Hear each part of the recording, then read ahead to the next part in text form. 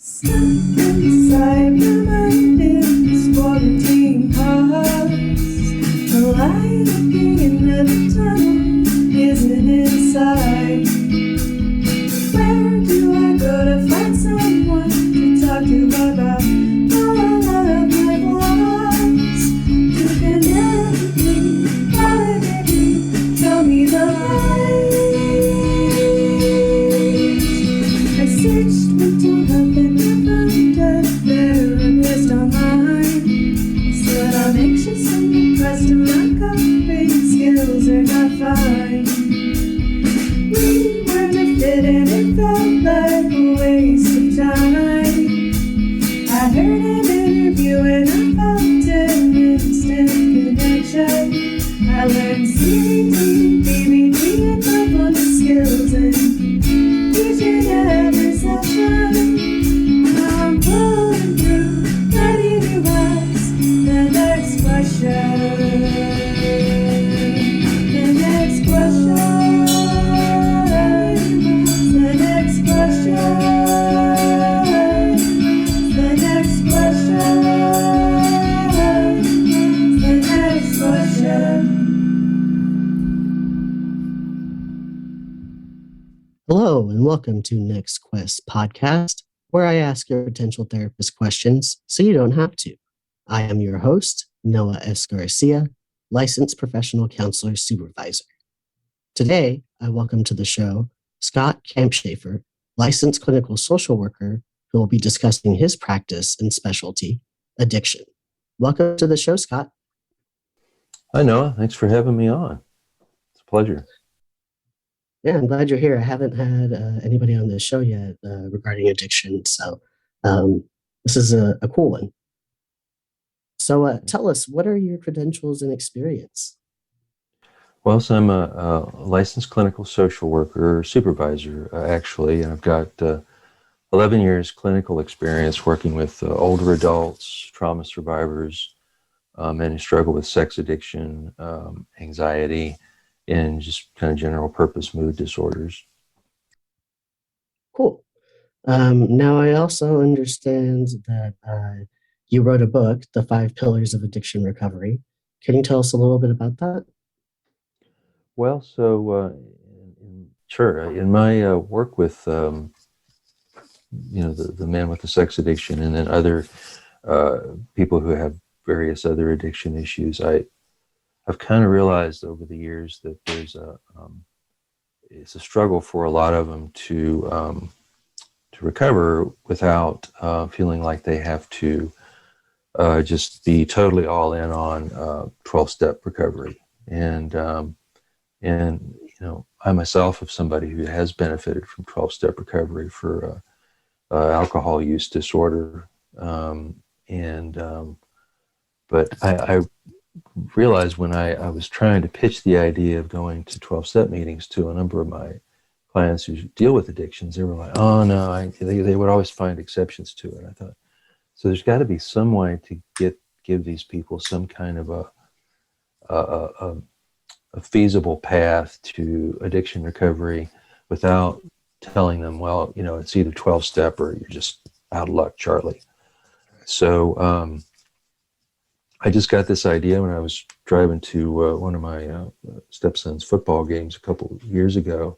There've got to be some basic principles of addiction recovery that I've gleaned that don't necessarily have to do with, being somebody who can quote the 12-step recovery big book to people. Mm-hmm. And so I just kind of distilled these 5 principles down when I was just kind of thinking about what is it that's made my addiction recovery to the extent it's been a success that way. And I just came up with these 5 essential concepts. One of them is understanding. Another is community, having some sort of supportive community, having some structure in your life that allows for you to kind of feel like you're in a stable place, and coping tools, and just this just continual choice of committing not only to the path of recovery, but also to yourself, because the recovery is essentially for each person. And so if they're committed to themselves, they're also going to be committed to recovering. And I use that concept of recovery in a very broad sense, although this kind of focuses on addiction recovery. People who have depression, they're considered to be recovering people. I consider people who have trauma disorders to be recovering people because they're recovering from a disease. Right. So even though I tailored it to people who have addiction issues, it's meant to be just kind of for anybody who struggles with any kind of mental health issue. So that's very cool. How it came about. I was hoping you were going to say what the 5 pillars were. I was like on the edge of my seat. I was like, what are they? Right. So yeah, I had better memorized that one sometimes than others, but at this point, yeah, I just look at the book, I read the look for my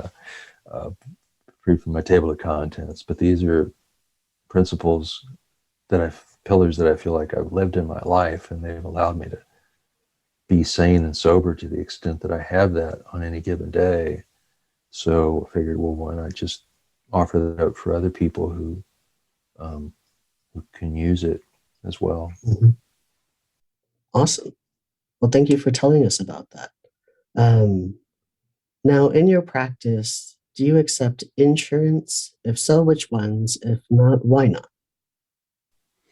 So I take right now. I take Medicare, Blue Cross insurance, and I'm on the SIMS provider panel. Cool.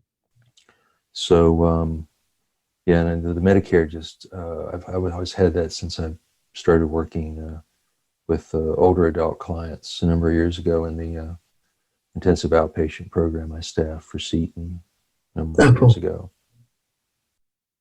Very cool. And the Blue Cross, is it PPO or HMO or both? It's both. Yeah. Okay, cool. What's the other thing I was going to ask you? Oh, I think it's interesting because like LCSWs can take Medicare, but like LPCs can't. And I'm not sure about LMFTs. I don't think so.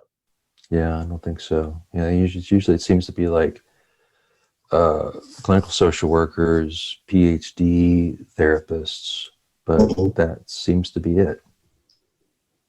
And I don't know exactly why that's the case. I've always just thought it was interesting, and I think that's good for our listeners to know too. When looking for a provider, looking at those credentials on the last name, just in terms of if you have Medicare and you're looking for someone. So in your practice, do you have a sliding scale? No, not as such, but I do have some clients that I see on a reduced fee basis. If they don't have insurance, then they have to pay a certain basic fee. But depending on their situation, I may grant some of my clients, and a lot these days I often do, ever since COVID came about, give them a reduced fee rate. So, I mean, I don't know exactly. Sometimes it may be considered a matter of semantics as far as like, well, sliding scale versus reduced fee. One, I think, is a little more safe as far as like ethical considerations, because if I offered a sliding scale ethically, I think I'd be bound to do that for everybody. And I can't do that for everybody. I don't have a formula for that. So I go with reduced fee for some of my clients. Yeah, that makes sense. I like the distinction in language that you're making there, because sliding scale, like a true sliding scale, relies on like household income and like poverty guidelines. And, I think that would be really difficult to do, because I do think if you do that for one client, you would have to do it for all. So I think reduced fee is more of an appropriate term, especially when therapists have like kind of like tiers of reduced fees. So yeah, that's just interesting. Thank you for bringing that up. Sure. Do you have weekend or evening appointments? Well, I used to see clients on Saturdays, but I haven't in the last year or so. But I do see clients on Wednesday evenings, typically for my evening appointment times. Cool. Is being a therapist your first career? If not, what was? Well, I spent about 20 years as a professional educator. I was mostly in the public schools, some in the private schools.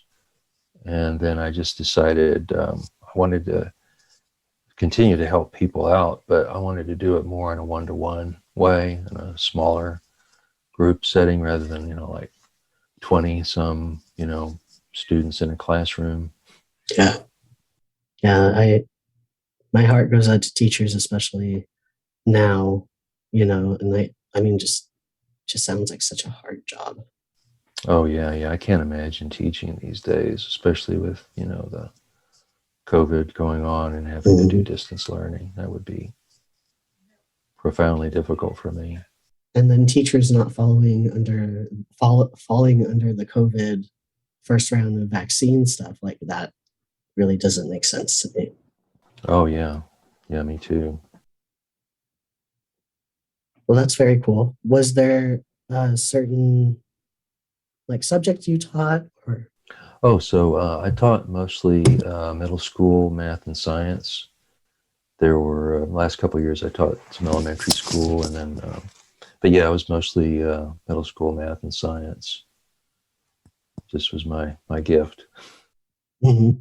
You must be a man of a lot of patience. Oh, thank you. Yeah, everybody liked to say that. I'm like, I don't know. I sometimes I feel patient, sometimes I don't. But I guess I don't think I could do elementary or middle schoolers. I just know myself, and I mean, I don't work with kids younger than middle school, Yeah. Even then, I generally like to start at about 14, 15. Yeah, that's the same as me. Yeah, I found that when kids are 13 years old, they know everything. The adults don't know anything. Mm-hmm. I figure, well, I can't do much with a 13-year-old with that attitude. And then I figure, well, I might as well just see the ones that are not as intelligent as the 13-year-olds. Love that. You can't help somebody who's smarter than you are, right? That's true. So what drew you to being a therapist? I know you said you wanted to work more one-on-one. Was there another pull? Well, so I've got a brother who's been a therapist his entire career, and I thought about doing it even before about the time I started doing teaching, but I was like, no, I could never do what my brother does. But then, having my own therapy experiences over the years and reflecting on those and realizing how much I gained from my own psychotherapy work and my own growth made me realize, you can't give what you don't have. And at this point, you've probably gotten enough that you have enough to give away to other people. Okay, so now's the time to do it. And it was in my mid-40s, but, I know a couple of other people who've done that. They've been in teaching, and then they go into, therapy or social work. And it's like, okay, so yeah, that kind of validated my own choice to get into social work and psychotherapy. Cool. Well, tell us a little bit about yourself. What are your hobbies, TV shows you're watching, music, etc.? Well, so I recently, since COVID, I started taking up playing golf. Nice. I used to think golf was just boring, never even a sport. And I started, one of my stepsons got me a golf video game. I was like, well, maybe I could actually try playing this because it's interesting when I play it on the video game. So I started, I finally got out to an actual golf course within the last couple of months, and been doing that some. And I also like to play the harmonica. I learned that in the last couple of years, so I can play some harmonica.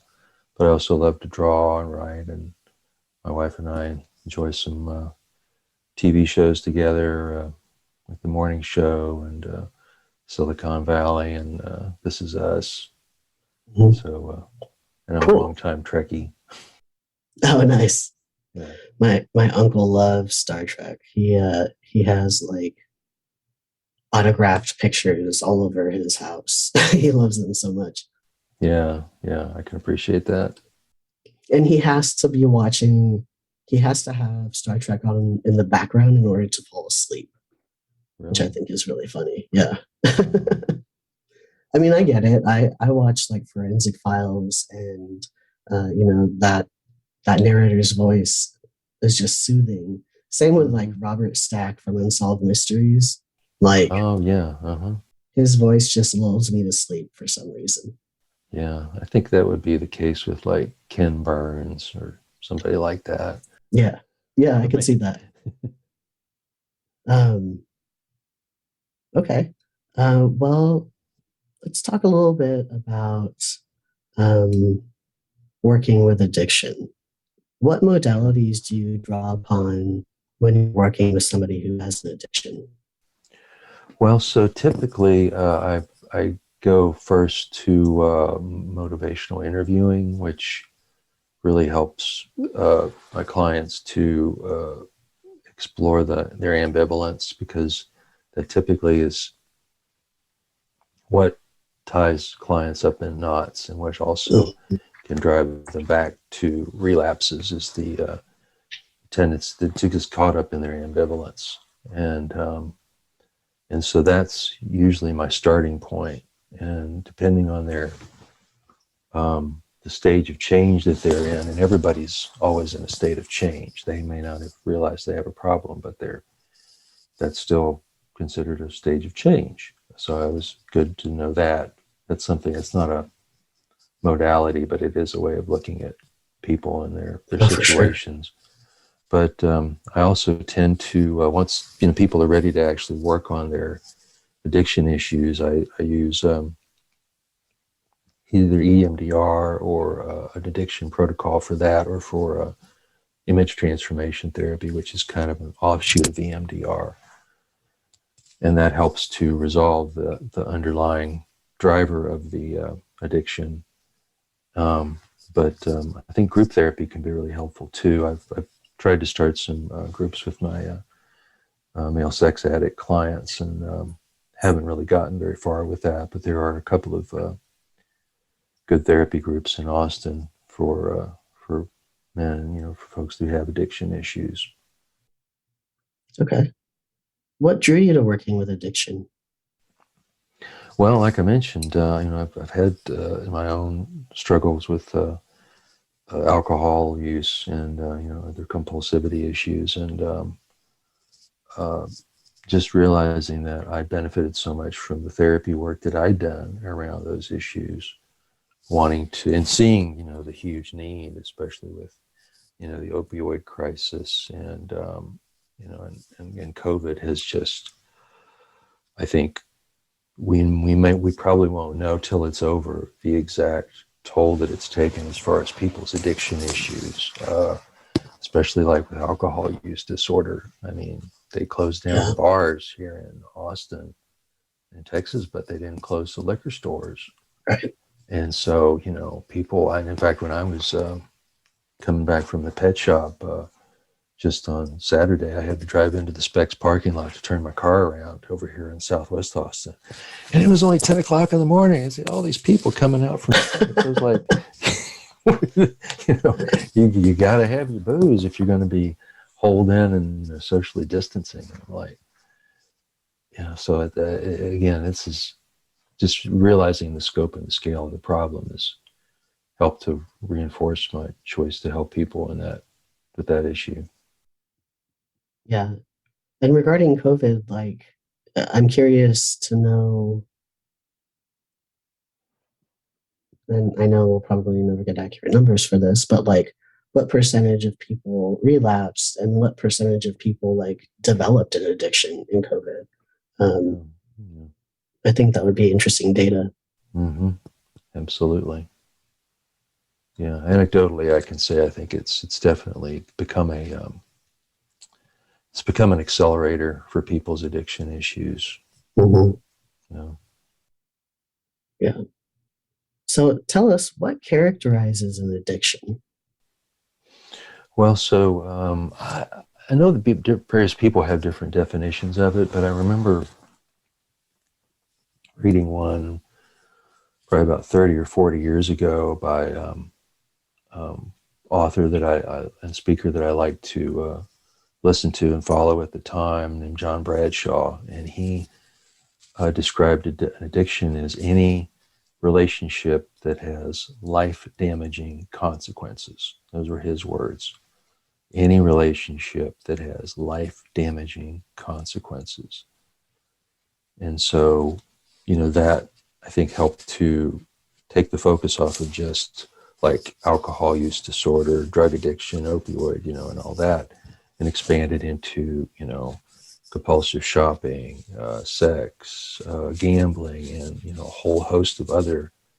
I'm even treating one of my clients who has procrastination problems as an addiction, because it's like, Interesting. I'll put stuff off. Yeah, and they talk about this. There's a speaker on the TED, who gave a TED talk one time about, he called it this, like, the dangerous playground. He was a big procrastinator. He said, I get caught in this dangerous playground where I know I don't have to do it for 2 weeks, and I can have fun in my dangerous playground until, a day before, 48 hours before, and I know I've got to crank it out. And then I'm like, and so there's something, to this reinforcing to this dangerous playground that people can get caught up in as far as their procrastination issues. And it's not until the 11th hour they come around. But then if they like suddenly get it done and they're like the star and they get reinforced for completing it at the 11th hour, there's a payoff to that. And then it can be kind of addictive either on the front end or the back end of it. Risk taking. Yeah. Yeah. So anyway, I meant it to, I like the concept of it as being broad rather than, restrictive as far as what constitutes an addiction. I think in the DSM, pretty much any diagnosis, but especially like alcohol use disorder, etc. I think a part of the diagnosis is that it has to have some impact on social, occupational, etc. functioning. Exactly. Yeah. And so that's one of the ways I screen for addiction issues in my practice is if somebody comes in and they say, I drink too much, and I'll ask the obvious questions: how much, how often. But then I'll always try to keep a ear out for how is it impacting your relationships? Do you have any relationships? If they don't, that's kind of a sign. If they do, and there's everybody has relationships, but how many significant ones? How many relationships have burned bridges behind them? Are people alienated? Like, did their spouse bring them in? That's the kind that really, I sometimes get a little bit skeptical of people whose spouses or family members bring them in, as far as like how much an investment do they have in their own recovery. But my stance at this point is I don't care how you got to my door, so to speak. Is that the main thing is that you got here, and if you got here, then I'm going to do everything I can to help you, whether your spouse brought you in, your aging parents brought you in, whether your brother or your sister brought you in, or a friend brought you in. It's just, main thing is you got to my door. What are some examples of more common addictions, and what about some less common addictions? Well, so there's the obvious, the alcohol use disorder, the opioid addiction. Those tend to get the biggest headlines. Nicotine addiction. I don't tend to hear a lot of people talk about marijuana or cannabis use disorder. I see a lot of clients who have use issues with cannabis or marijuana. And I don't know, for whatever reason, I don't get as concerned about them. I don't know if it's about this because of the social environment we live here in Austin.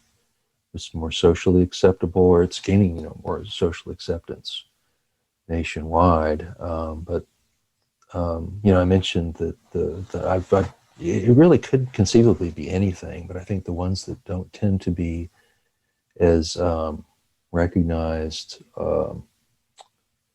I think gambling may be one of the ones that's less recognized. Food, compulsive overeating, that tends to be looked down on, along with a lot of the other addiction issues.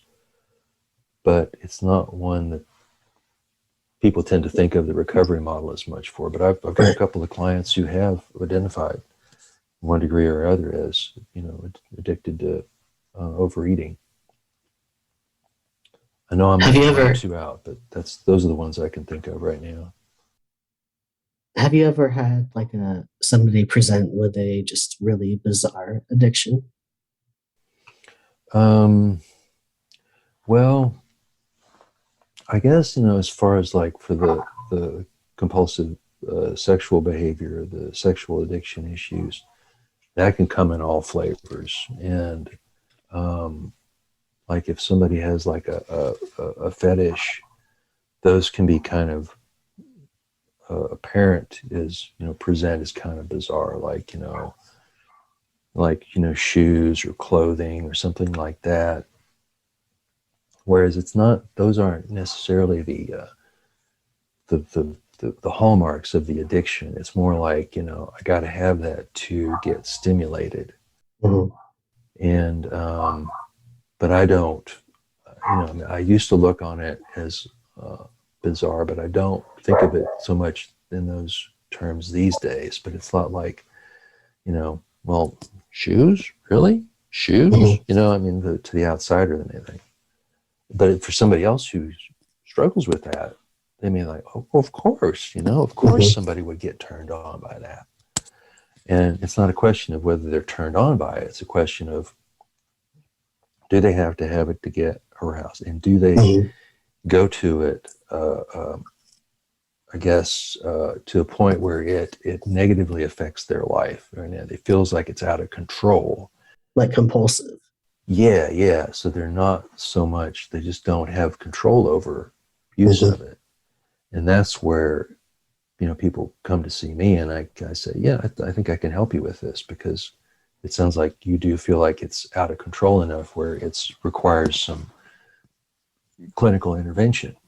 And that's where I come in. If they're like, this isn't a problem for me, then I'm like, okay, so what are you in my office for? Right. Yeah. I don't know. I guess I'll leave. It's like, okay, well, we'll call it even. What would you say are some risk factors for addiction? That's a good question. Along with a lot of these other ones, I think the one of the things that I remember learning in recent years, if you're familiar with the ACE survey, I'm not. study.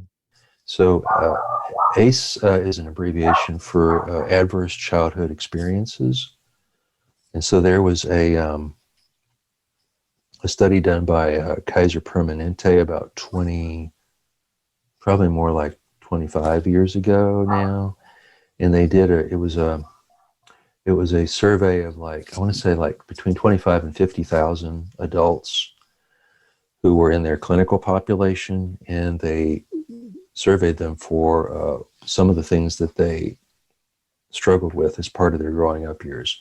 And these are people who presented with, chronic health issues, mental health and chronic physical health issues. And what they did is they distilled down 10 questions that they asked these folks. And basically it was an assessment of childhood trauma. And they found that these individuals who had experienced a certain degree of childhood trauma in the form of, some sort of abuse or neglect or parental mental health issues or addiction issues, that they tended to have more chronic health problems, both physical and mental health problems, over the course of their lifespan, the entire course of their lifespan. So anybody who's got significant numbers of the ACEs, the adverse childhood experiences, there's also trauma, general trauma later on, and then what I like to call, or actually I had an author that I follow called potholes. And people don't necessarily have to have trauma in their life, but if they had enough of these pothole experiences, they could be still significant, but not rise to the level of trauma. They could develop addiction issues. And then just the general lack of good, positive, supportive, nurturing relationships. And it sounds like that would be considered a protective factor, having the social relationships and support. Absolutely, yeah, because even people who may have only had one supportive adult in their formative years, that can make the difference between surviving and perishing as far as an addiction is concerned. And that's what I've spent part of my focus is identifying those nurturing relationships and positive experiences that can help to kind of anchor people as they're, kind of riding out the storm of processing some of their previous life addictions. And are there any other notable protective factors, or say somebody does have some adverse childhood events? Are there protective factors that would prevent them from developing an addiction potentially? I don't see why not. I think help seeking is an important protective factor. Like if they got therapy at an earlier age, that can be a definite protective factor. But also, just being part of a supportive community, like maybe they had a boys and girls club in the area, and they got plugged into a boys and girls club. Maybe they had a caring teacher or somebody at the school they went to, after school program. Education is absolutely a protective factor. Reading a book by a famous deceased congressman from the East Coast who wrote about how his gateway out of poverty was just education. His family was pushing it, and he just that made the whole difference for him. Yeah, I can totally see that. One question that I know a lot of people ask is, how quickly can somebody develop an addiction?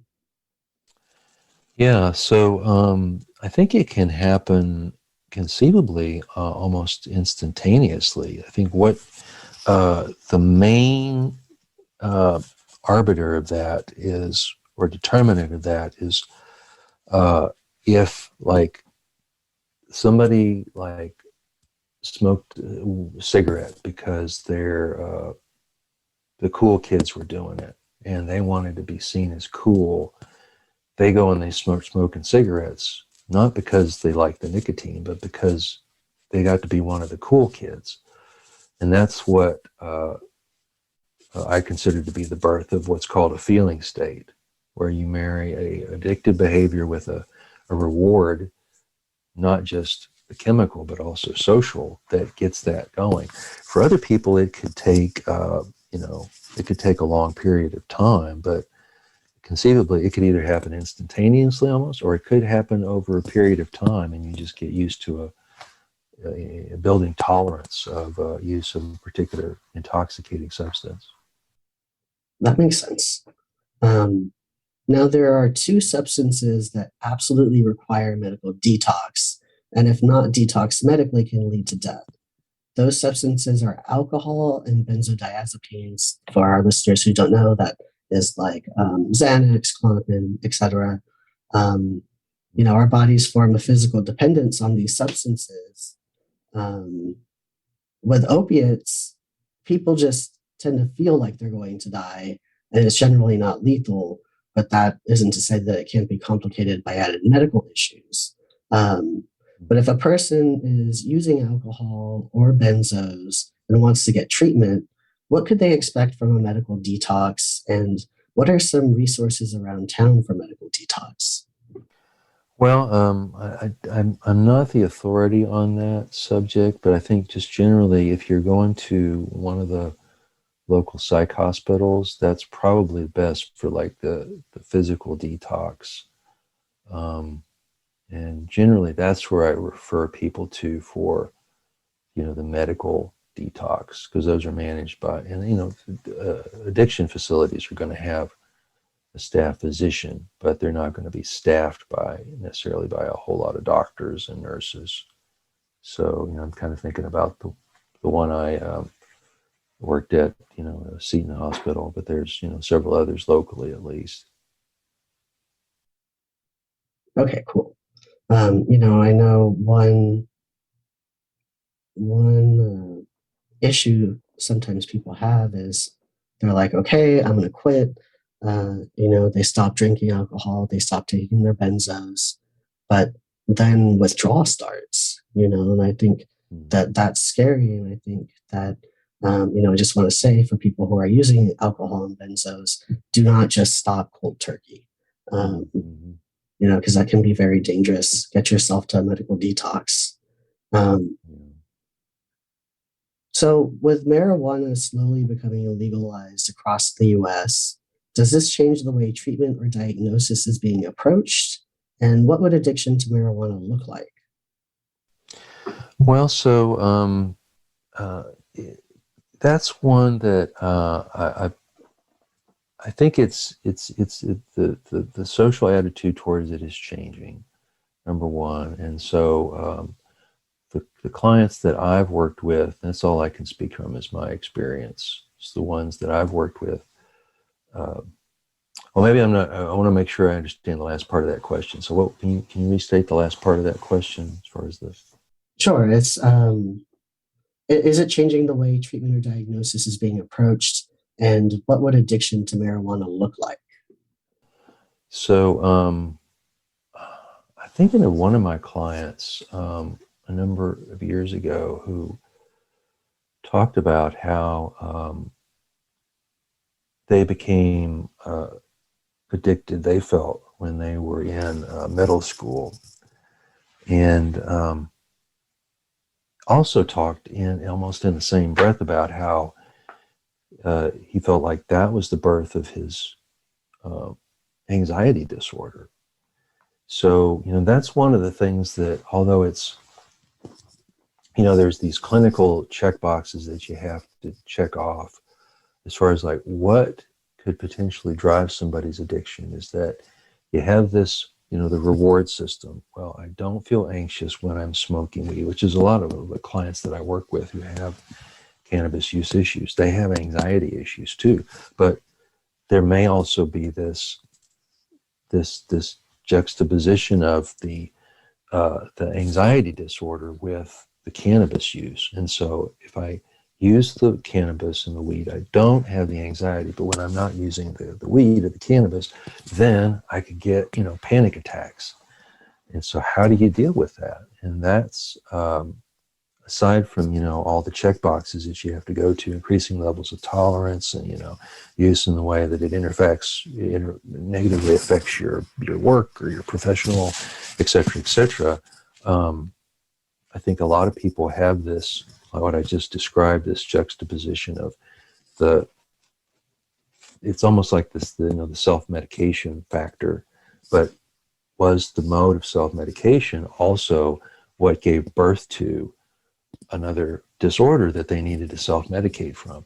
It's kind of a chicken and egg thing, but I think that's a lot of the productive conversations that I have with my clients revolve around, because that brings up the ambivalence, is that I love using this thing, but I hate using this thing. And so how do I deal with that? So I was kind of a roundabout answer to your question, but no, that makes sense. My next question was, can addiction lead to other mental health issues? And it really sounds like it's a chicken and egg situation. But like I do know, like with bath salts, people who have done bath salts in the past have wound up with psychosis, whether that be paranoia or auditory or visual hallucinations. It's happened a lot. Yeah, and I like to think that just the scare factor would have turned enough people away from that, because I remember when I was hearing about that about sometime in the last 5 to 10 years, and I was like, oh no, yeah, don't do that. Don't do that. But I know.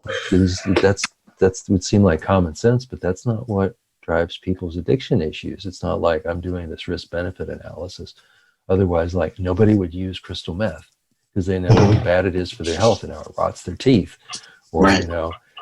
Alcohol use disorder, especially over the long term, No, I wouldn't want if it to pickle my liver, but but then that's some of the change talk that if you can get to it with other people, like, I was consulting with somebody who had a client whose doctor had told them, you're going to die if you don't stop drinking. And I'm thinking, okay, so, that's important change talk, because if you can get them to weigh the options, if they even have a choice at that point anymore, then that's where they can commit or recommit to recovery, because they don't want to die. They don't want to suffer any more negative health consequences. Then that's where, you can make some productive and do some productive work with your clients. Makes sense. If somebody is using drugs on a recreational basis, what sorts of factors should key them off to considering getting help? Meaning that it's, just how does somebody tell that they're using recreationally versus in an addictive way, I guess, is what I'm asking. Well, that's a great question. So I think, part of it revolves around, what is it doing to your relationships? What effect is it having on you in a more broad sense? Is your health deteriorating? Are you, of course, the obvious questions of, are you increasing more? Are you doing more over time? Increasing tolerance? I think a lot of the focus, revolves around that, because otherwise people aren't going to have a lot of inclination to do anything about it if it's not exacting a toll on their relationships, if it's not costing them health-wise, and if they're not, having to use more and more to get the same thing out of it as they were before. Okay. Now, if a close family member or friend sees a loved one struggling with addiction, how would a person best support this family member or friend? Yeah, so that's another good thing to consider, because it's all about the relationship, and so for the family member to not burn a bridge. So, the people with the addiction issues are very prone to burning bridges, but for the family member to not burn the bridge, then that becomes important too, because the family members suffer and can have their own issues themselves. So I would encourage folks to first express concern, not to get into lecturing or shaming, because unfortunately, if I'm concerned about somebody I know who has an addiction issue, if I lecture them or shame them, then I'm actually serving to worsen the addiction unwittingly. But if I just say, I've seen what is going on with you, I'm concerned, if there's anything I can do to help, let me know. Then that's the thing that they most need to hear, whether they're able to hear you or really listen or not. So that's what I'd say. Okay. Now, as far as modalities go, what is typically recommended for treating addiction? So most people would say, well, we should just, get them into a 12-step recovery program, and if they are able to gain traction with that, then that's the way to go. And I'd say, yeah, I'm all for 12-step recovery programs. And yet that doesn't necessarily work for everybody. So there are other groups and programs that people can participate in, but usually it's one that involves some connection or relationship with a larger group. And there are a number of other groups out there in addition to the 12-step groups that people can attend. Okay. What are the treatment options for addiction? Well, so the people can self-present to either therapy if it's a low-level enough addiction issue. If it becomes worse, then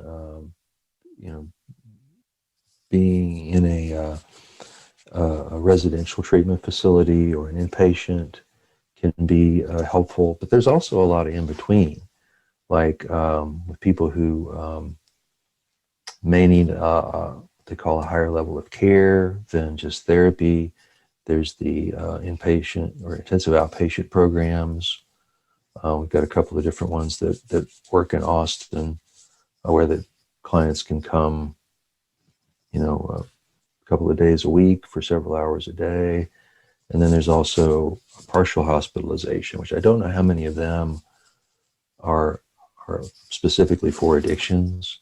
But a lot of folks who have addiction issues have other mental health issues, which if you need to be in a partial hospitalization program, you're not living there, but you're there most of the day, every day. And those can be important options for folks to take advantage of if they need them, if they're better suited for them. Yeah, makes sense. How effective is treatment for addiction? Yeah, well, so I don't have any hard data on that, and I've looked for it over the years, and I can't necessarily find much, but the anecdotal data that I've picked up from other colleagues is it's not encouraging, and it doesn't necessarily increase with the amount of money that people spend on their treatment. For a lot of folks, it's kind of like a shot in the dark. But that's why I think the fifth pillar of in the 5 pillars of addiction book, the commitment, I think is essential. It doesn't necessarily revolve around a particular program or a particular modality. It's more about, am I willing to commit and recommit to my own recovery, my own sobriety, to stay with it. But and I think just in the last 10 years, people are seeing that there's an avenue for recovery programs that incorporate some level of harm reduction, as opposed to just, like you were talking about, going cold turkey, and then we're like, oh my God, I'm going through the DTs and I don't have any way to deal with it. So I know some people who've done that, but that could be a pretty scary way to go too. It's very dangerous. Yeah. And treatment sometimes, especially for people who are uninsured, it can be extremely expensive. Now, I know that many people in treatment for addiction tend to drop out before treatment is concluded. Why is this, and what are factors that help people, quote, stick with the program? Yeah, that's another excellent question. And I think it has everything to do with ambivalence, getting stuck in ambivalence, and then, taking the low road, as it were. But then also, I think shame is a big factor. A lot of people who have just, tremendous shame, which also goes back to, for a lot of folks, the ACEs, the adult adverse childhood experiences. They tend to be really driven by shame. And if I have enough shame going on, then I'm going to kind of be more or less impelled to return to the addiction and to relapse. So that's kind of my take on that question. Yeah, I see that a lot with folks who have addictions. You know, what I see is somebody will relapse, and then there's like guilt and shame about the relapse, coupled with whatever, damage was done in its wake, which then continues to perpetuate use or, engagement in that activity, which, it becomes a cycle that's hard to get out of. Absolutely, yeah, it's a vicious cycle.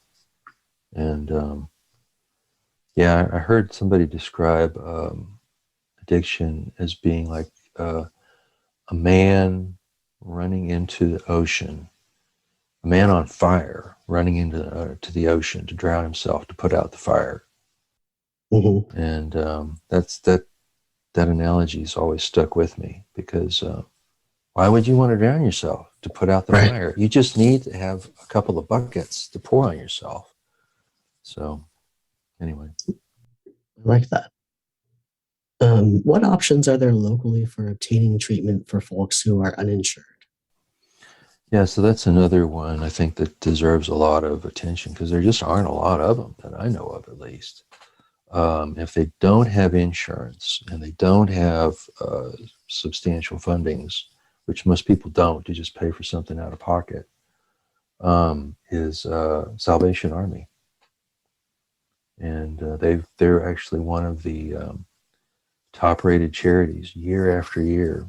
And that's, I think, one of the reasons is they provide low or no cost addiction recovery for folks who otherwise would not be able to even get a foothold or a toehold into some sort of recovery treatment.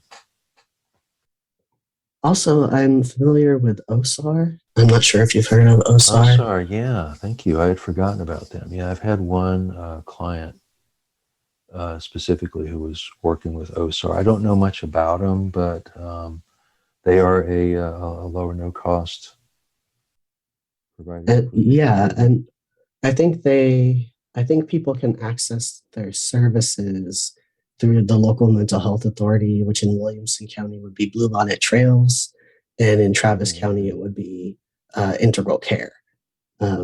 Yeah. So yeah, thank you, because yeah, I forgot they were part of Integral Care.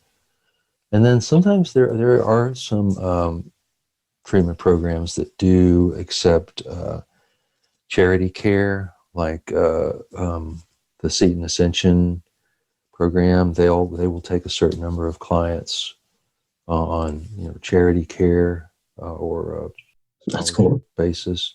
Yeah, but that's kind of, it's very hit or miss, so it's not necessarily reliable. But that is another option for folks in some cases. Most folks know about the 12-step program approach, including AA, NA, CA, etc. Some people just know that this approach isn't for them. Are there any alternatives to these programs out there?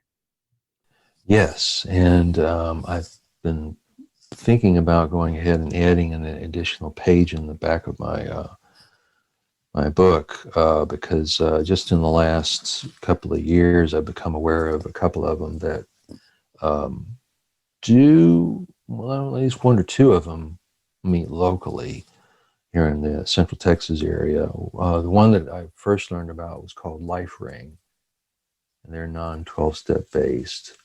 They, I think from what I picked up from some of my clients who I've referred to them, they tend to be more focused on alcohol use disorder, which tends to be more predominant anyway. But there's also Smart Recovery that I've heard about in a national format or venue. And then one that's more akin to or more amenable to people who have Eastern philosophical inclinations, called Dharma Recovery. And I think there's at least one or two others, but I'm not remembering the names of them off the top of my head. Very cool. I didn't know there were that many. Yeah. It's more than I expected. Quite a few. And now with, COVID, people can conceivably, as long as they have an internet connection, get on to a Zoom meeting, and they can be connected in a recovery meeting with anybody around the world who might, also be into that kind of recovery pathway. It's pretty amazing. Yeah. Thanks. So, what would you say are some common misconceptions about addiction? Well, so I think the main misconception that stands out in my mind is that there's some kind of moral component to it. Like people who have addictions are somehow morally flawed. When I think these are actually people who have, by and large, some of the strongest spiritual aspects to them of a lot of people. So I think the moral judgment that's been implied is one that's definitely a misconception, and couldn't be further from the truth, because there's some very morally upstanding people that suffer from addiction issues. Yeah, absolutely. That's a good misconception to bring up.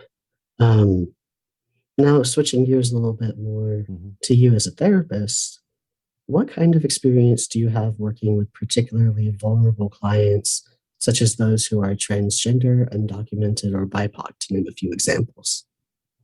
So I work a lot with, like I mentioned earlier, older adults, and I do have quite a few uh, BIPOC clients. Work with we call sexual minorities as well, gay, lesbian. I haven't worked with any transgendered clients, simply because I just don't feel like I have the requisite training, because there's special training requirements that I think are incumbent on clinicians who work with individuals who are transgendered. Um, but work with a lot of the other groups. Cool. Okay. What could a new client expect from an initial session with you? And what about on an ongoing basis? Well, so as I like to tell my clients when they first come in, the first session or two, I'll be asking a lot of questions. It's mainly so I can get a good background of kind of what's going on with you and what makes you tick. But after that, we can talk a lot more like normal people. And it's a lot more conversational, a lot more interactive, a lot, more freewheeling, as it were. Yeah.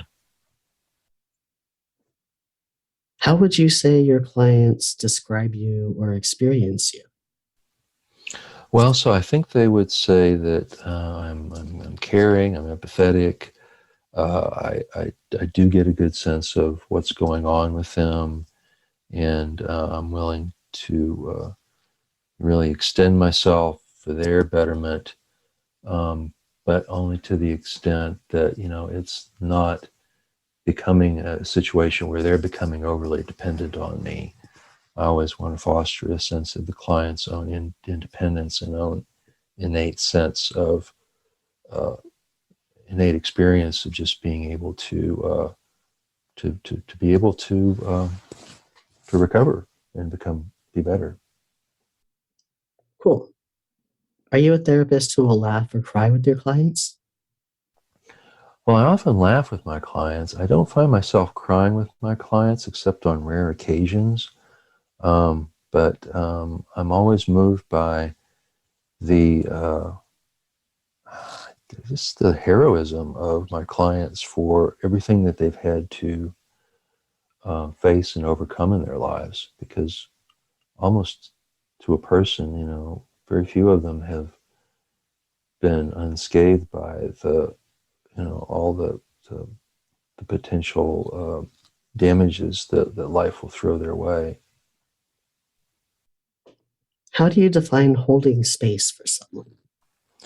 Yeah, so that's another one that I like to ponder. I think it's more about kind of being able to explore issues with my clients and being to help them to identify their pain, their fear, and then to help give them the space to just express and experience their feelings, because a lot of them come from backgrounds where feelings weren't identified, they weren't recognized, they weren't honored.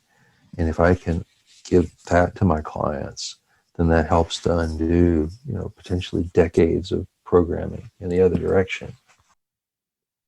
Yeah, absolutely. What would you say is the best advice you've ever received from a supervisor?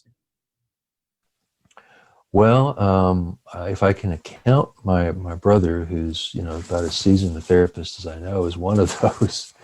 And he doesn't, give me much advice. I don't ask him for that much therapy advice. But one of them that he got from one of his was, when you're confronted with the difference, when you read about the way clients are from therapy books. So there's like this concept of the bird in the book. You read about the bird in the book, and then you see the bird in the tree. And when you hear the bird in the tree singing, and you read about the bird in the book, and those two don't agree, always go with the bird in the tree as far as what they're saying. I love that. How they strike you. Yeah. That's cool. As you were saying that, I was muted, but there were birds chirping over here. That was funny. Yeah, very, very, very appropriate. What have you learned about yourself and or the world through your practice? Well, so I think that one thing, if nothing else, that I've realized, and I've learned a lot, is that there's so much more that we as individual and collective human beings have in common than any of us realize.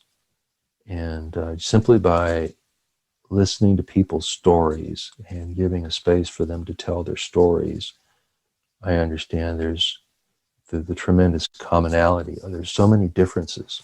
The differences in the stories, what's underneath the stories is essentially the same for everybody. But unless we listen to each other's stories, we don't have a chance to learn and appreciate that. Yeah. What do you do to take care of yourself?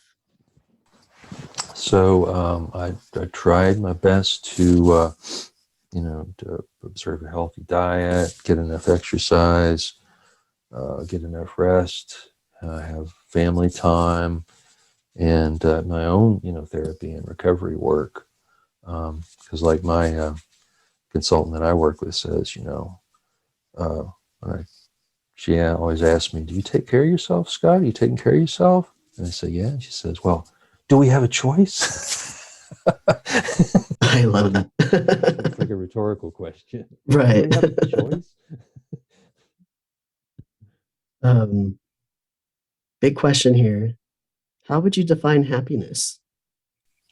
Yeah, that's another good one. I think it's as much of anything as a freedom from not having your needs and wants met. So, like, in other words, if my needs and wants are met, essentially, then I can consider myself to be in a state of happiness. And that's all it takes, because then people can do what they need to do and what they really want to do once that's taken care of. Yeah. Couple of vulnerable questions, although you've kind of answered one of them.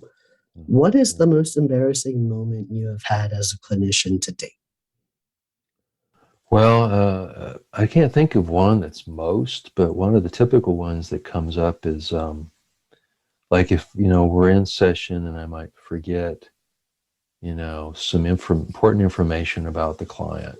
And I'm like, oh man, what is that? I'll just I know. like grasping for, oh, what was that? And then I might even actually forget a name, here and there. And I'm like, oh, damn. So The worst, I don't think people realize how much information we have to keep in our heads. I mean, we have our clients' names, clients' partners' names, family members' names, histories, pronouns. I mean, there's a ton of different things to remember. Yeah, so that can be pretty daunting. Next vulnerable question. Are you in therapy or have you ever been in therapy? So yes and yes. Very good. Same. Mm-hmm. Cool. Now, I know we've covered a lot of ground, but not all the ground. Is there anything else that you think would be good for a potential client or other therapists to know about you and or addiction? Well, I mean, with all the good questions that you've asked, I can't really think of any, Noah. Maybe this is the way you intentionally planned it. But you didn't ask about this. Or you're like, oh, that's the next question I need. I need to make sure I ask about that. But yeah, nothing other than what I already told you. Well, thanks for being on the show, Scott. It was good to have you. Yeah, you're most welcome, Noah. I'm glad we could connect in this way, especially considering what we all went through as a city and a state and region in the last week or so. I know it's been unreal. Yeah. So seek therapy help if you need it. That's all I can say. We're out there. Yeah, we are out there. Well, thanks again, Scott. Okay, you're most welcome, Noah. Thank you so much. The next question. The next question. The next question. The next question.